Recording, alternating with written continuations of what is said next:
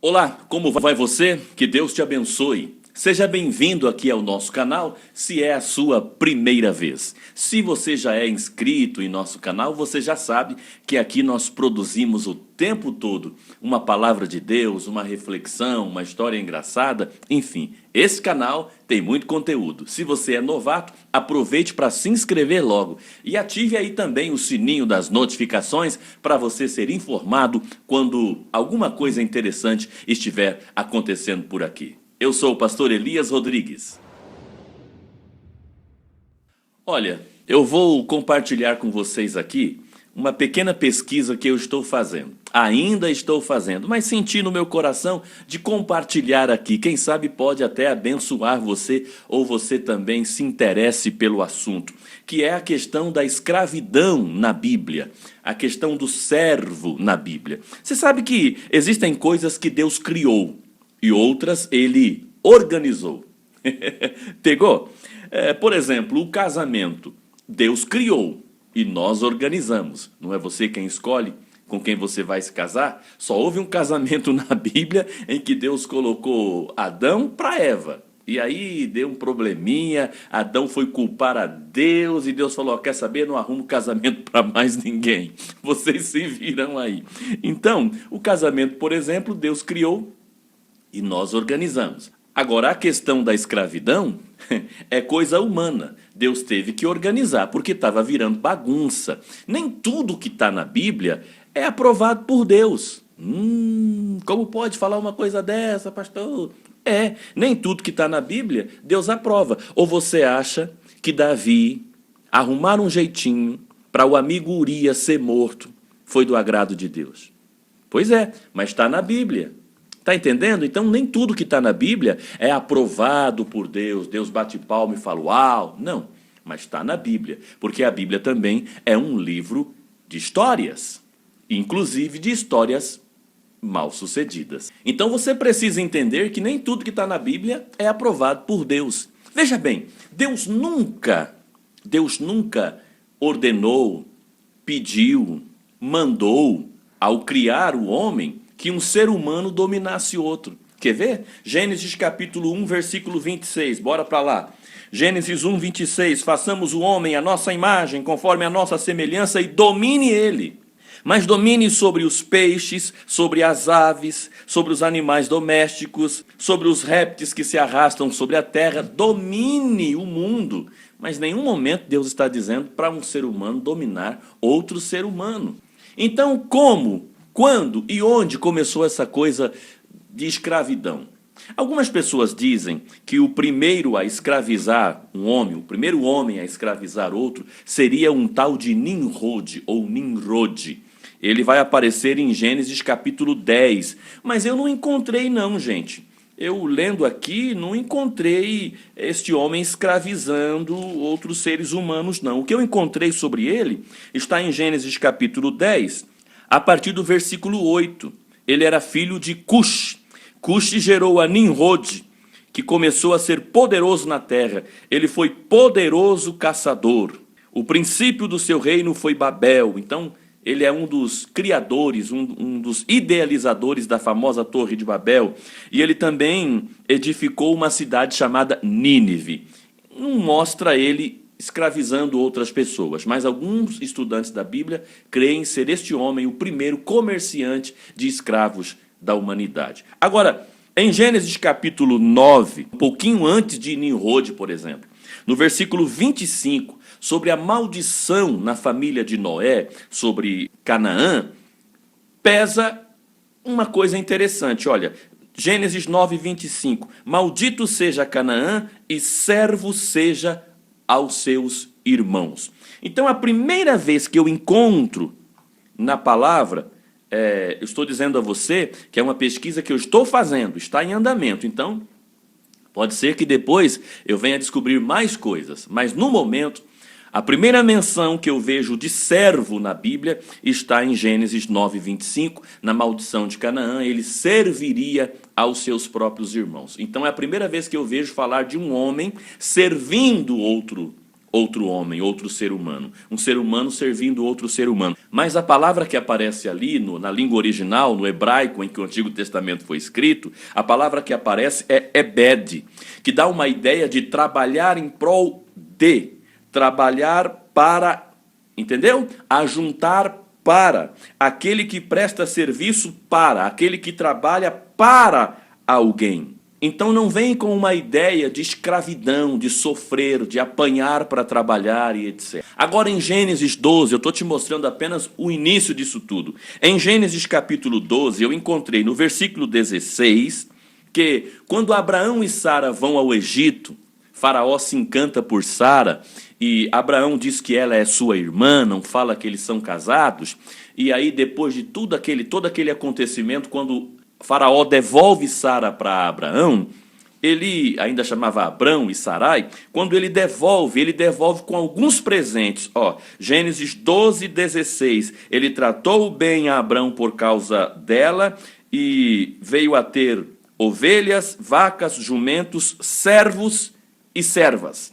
Então, peraí, Abraão ganha do Faraó servos e servas entre todas as coisas que ele ganhou. Observou?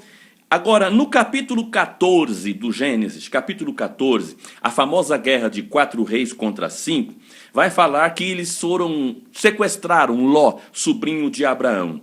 Aí, cadê o versículo, gente? Espera aí que eu vou encontrar o versículo. Olha, no versículo 14, diz que Abraão ouviu que seu parente estava preso e ele tomou 318 homens treinados, nascidos em sua casa, e foi para a guerra.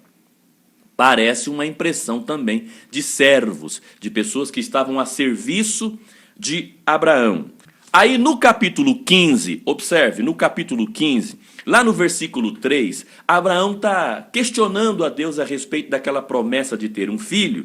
E aí Abraão diz assim, olha, a mim não me tens dado filho, de modo que um nascido na minha casa será o meu herdeiro.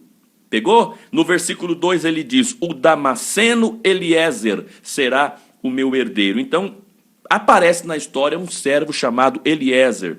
No capítulo 16, versículo 1, aparece uma moça, o nome dela é Agar, e a Bíblia deixa claro, é uma serva egípcia. Está ligando os pontos? Quando Abraão saiu do Egito, ele ganhou servos e servas. Agar, pelo menos, diz que era uma serva egípcia. No capítulo 22, quando Abraão vai à terra de Moriá para oferecer Isaque em sacrifício, o versículo de número 2 vai dizer que Abraão levou consigo servos. O versículo 5 vai dizer que Abraão disse aos seus servos, ficaem aqui, eu e o rapaz subiremos para adorar. No versículo 19, quando Abraão desce do monte, diz que ele voltou aos seus servos. E no capítulo 24 do Gênesis, vai falar novamente de Eliezer, com mais detalhes. O versículo 2, disse Abraão ao seu servo mais antigo, Eliezer. E no versículo 34 do mesmo capítulo 24, quando ele se encontra com Rebeca e a sua família, ele se apresenta assim, eu sou o servo de Abraão. Então, aqui está mais ou menos o início dessa coisa de ter servo, de um ser humano servindo a outro, trabalhando em prol de outro. Mas você observou que não passa uma ideia de escravidão, de sofrimento? Parecia um orgulho, um prazer trabalhar para alguém. Tanto que Eliezer diz com orgulho, eu sou servo de Abraão. Agora, a partir do Êxodo capítulo 1, nós vamos conhecer uma história de escravidão diferenciada. Não com orgulho, não com alegria, não sendo bem cuidado, uma história de escravidão mesmo. Está no Êxodo capítulo 1 a história de Israel no Egito. José é levado para lá, tá? José é filho de Jacó. Quando a gente fala Israel, a gente está se referindo a Jacó ou os seus descendentes, porque Jacó teve seu nome mudado de Jacó para Israel. Então, os descendentes de Israel no Egito passam a ser escravizados. Não é uma ideia de servir com honra ou servir com orgulho. É uma ideia de escravidão. É uma ideia de ser obrigado a trabalhar para alguém. Agora, observe que quando o povo de Israel sai do Egito, aí eles começam, um irmão escravizar o outro. Olha que coisa doida. Eles aprenderam isso onde? No Egito. Então, o israelita que crescia, que tinha propriedades, ele então passava a ter servos. Existiam pelo menos 6 maneiras, 6 formas de escravizar alguém. Eu fiz aqui umas anotações, um roteirinho para te passar. São as anotações da minha pesquisa. A primeira forma de você tornar-se um escravo era por dívida, a mais comum entre o povo de Israel. A própria pessoa se oferecia como pagamento de uma dívida que ela não conseguia quitar. Então ela se oferecia para trabalhar pagando aquela dívida. Dependendo da dívida, isso durava a vida toda. A pessoa oferecia seus filhos como servos, entende? Em 2 Reis capítulo 4 tem uma história assim. Aquela viúva foi até o profeta Eliseu e ela informa: o credor ou os credores estão vindo para levarem meus filhos para serem servos. Traduzindo, como pagamento de uma dívida. A segunda forma de tornar-se servo entre o povo de Israel era por compra ou por venda. Você tinha tomado alguém como escravo, então você poderia vendê-lo ou comprar de outro. Então começou uma negociação de escravos, seres humanos vendendo seres humanos. A terceira forma de tornar-se um escravo entre o povo de Israel era quando você era dado como presente. Observe, você tinha um escravo, um servo, uma serva, e você presenteava outra pessoa, um amigo, por exemplo, um parente, com um servo. Em vez de presentear com uma vaca, um cavalo, você dava um outro ser humano de presente. Olha que coisa interessante. Em Gênesis 29, tem uma história muito interessante. Quando Jacó se casa com Lia, o pai dá Zilpa como serva. Uma serva dele, ele dá para Lia. Quando Jacó se casa com Raquel, o pai dá Bila. Então, Zilpa é serva de Lia, que ela ganha do pai, e Raquel também ganhou uma serva que se chamava Bila. Depois você sabe o rolo que vai dar essa mulherada toda com Jacó. A quarta forma de tornar-se um escravo em Israel era por herança. Quando você herdava as propriedades da sua família, os escravos vinham no pacote. Junto com as propriedades. A quinta forma era através do nascimento, ou seja, os filhos de escravos que nasciam na sua casa eram também seus escravos. Por isso que famílias foram escravizadas durante toda a sua geração, porque os filhos iam nascendo ali. E a sexta forma de tornar-se um escravo em Israel era através de uma guerra. A nação que vencia, o povo que vencia a guerra, trazia aqueles cativos como escravos. Então, pegou? 6 formas.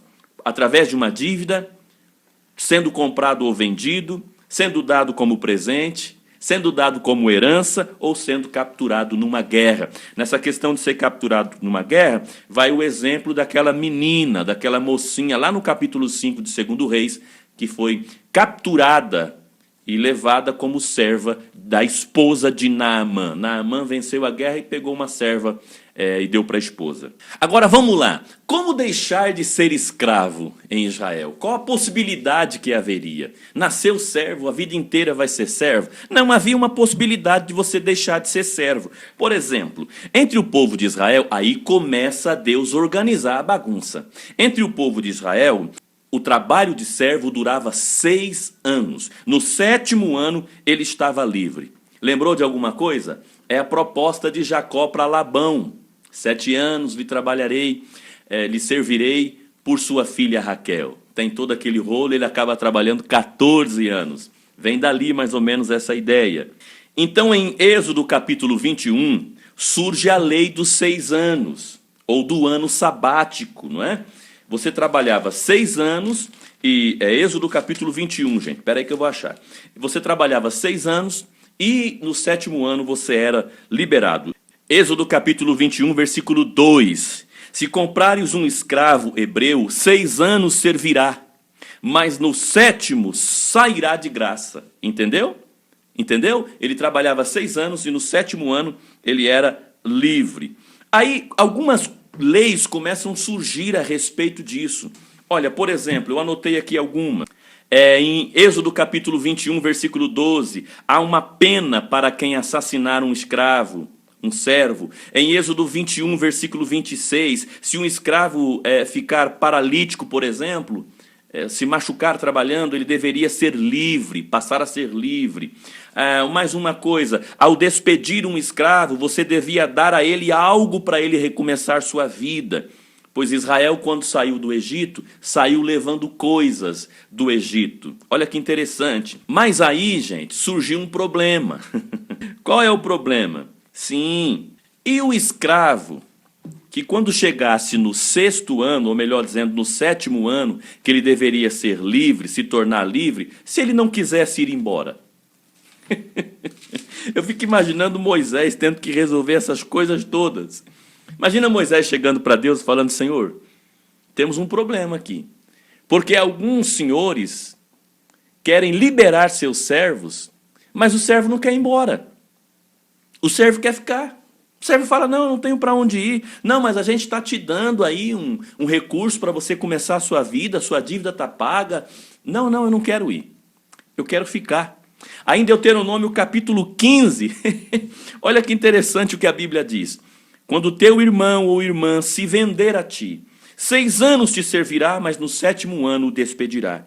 E quando tu despedires, não o despedirás de mãos vazias. Liberalmente lhe fornecerás do teu rebanho, do teu lagar, da tua eira. Olha, dê a ele o começo de uma nova vida, o que ele juntou aí. Então a pessoa ia juntando para quando for liberado, ele poder levar. Lembra-te que fostes escravo no Egito. Olha que coisa interessante. Agora observe, e se o escravo disser, olha, Deuteronômio 15:16, se ele disser: não quero ir, porque te amo, amo a tua família e me sinto bem em tua casa, então lhe furarás a orelha, ele terá a orelha marcada, a orelha furada. Para quê? Observe isso aqui.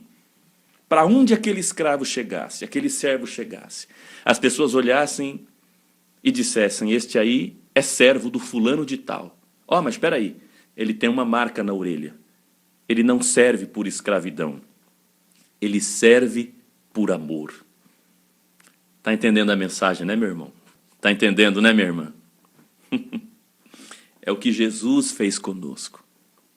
Ele nos liberta, mas nós não queremos ir. Ele disse para 90% dos casos em que ele curou, salvou, ele dizia para a mulher adúltera: vai e não peques mais. Para a mulher do fluxo de sangue: vai-te em paz. Para o gadareno que ele expulsou os demônios: volta para a tua casa.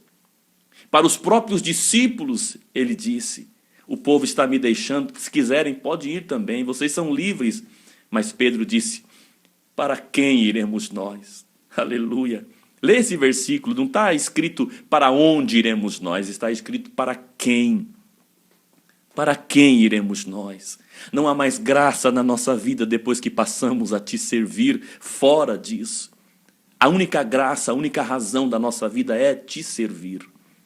O escravo da orelha furada. Pense um pouquinho sobre isso. Eu estou pesquisando aqui ainda. Onde aquele escravo chegava, todos diziam: este aí serve por amor. Que Deus marque a tua orelha também. Que Deus marque a tua vida. E que todos possam reconhecer: não é por obrigação que ele faz. Não é por obrigação que ela adora, canta, prega, serve a Deus, serve as pessoas. É por amor. Pense sobre isso. Vou pedir a você o seguinte: se esse vídeo fez algum sentido para você, escreva aí alguma coisa para a gente ter uma noção, se te abençoou. Se você acha que devemos postar mais pesquisas como essa para abençoar sua vida, escreva aí um comentário, vai ser muito legal, eu gostaria muito de ler. Se esse vídeo fez sentido para você, compartilhe com seus amigos. Deus te abençoe.